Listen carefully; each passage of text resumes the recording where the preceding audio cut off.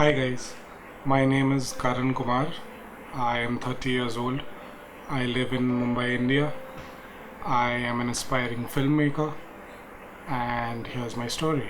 Back in 2012, 3 years ago, I was working as an assistant director in television, learning a lot and enjoying my process of working towards my goal of someday becoming a filmmaker, a director.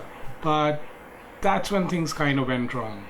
Towards the end of 2012, I was on my way back from work. I was driving, stuck in traffic, when I felt the sudden need, this uncontrollable urge to use the restroom. I didn't know what to do or where to go. I jumped out of the car and literally ran up to shops and stores that were around, hoping that someone would guide me to a restroom.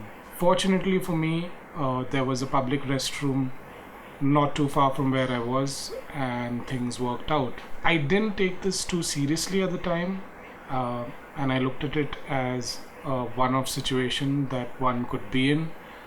But then this began to repeatedly happen, and then one day I was at home, I had the day off, and I felt this sudden spell of dizziness and anxiety. And straight away I knew that something wasn't quite right. Somehow I got through the night, and the following morning I rushed to the nearest clinic.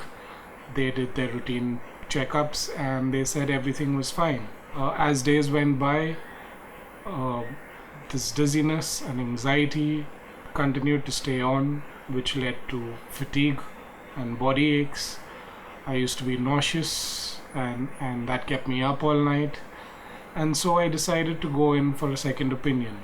I was then diagnosed with the condition called Irritable Bowel Syndrome. Now, for those of you who know what I'm talking about, know where I'm coming from. For those of you who don't, it's a condition to do with your digestive system. Symptoms vary from person to person, and so this was my situation. Ever since I was diagnosed, I couldn't go out anymore. I was stuck at home. I had to quit my job. The doctors said that there is no cure, but they did suggest that these symptoms and my condition could be dealt with and treated symptomatically, which I tried doing for a while. Also, along the way, certain tests were done, tests like my lipid profile, wherein my cholesterol and stuff like that was on the higher side, my blood pressure was on the higher side. Having gotten these reports, a strange sense of fear had crept in, and for some odd reason I had begun to believe that I was going to die. Eventually I was diagnosed with another condition called hypochondriasis, which is basically the fear of doomsday. This condition kept me up all night. I'd have sleepless nights. My anxiety had grown. I'd live in constant fear. I did try different streams of medication, from antidepressants to Ayurvedic, but something that did help, and I'm not being paid to say this, neither am I qualified or in a position to recommend it to anyone, but something that did help was homeopathy. My condition had improved by about 50%, and by that I mean my anxiety had vanished, touch wood. My body aches had gone, my dizzy spells were rare. I wasn't as nauseous as I used to be, unless a certain intake of food triggered it.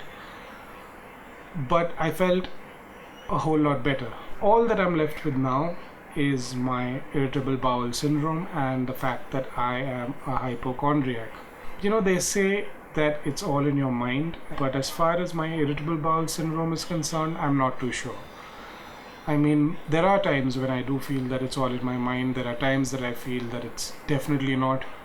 There are also times when I feel that it's a bit of both. What's also difficult is to try and explain this to people, and it's equally difficult for them to understand. But don't get me wrong here. I do believe that it's easier for someone to relate to you, especially when they've gone through it themselves. My situation as of now is that I've been at home, stuck at home for 3 years. I've not been able to work, I've not been able to go out, meet friends, live a normal life, and that's frustrating. It's irritating at times, but the key is to try and fight back, to try and combat the situation. For which I went out and found myself a new friend. My friend's called Juno.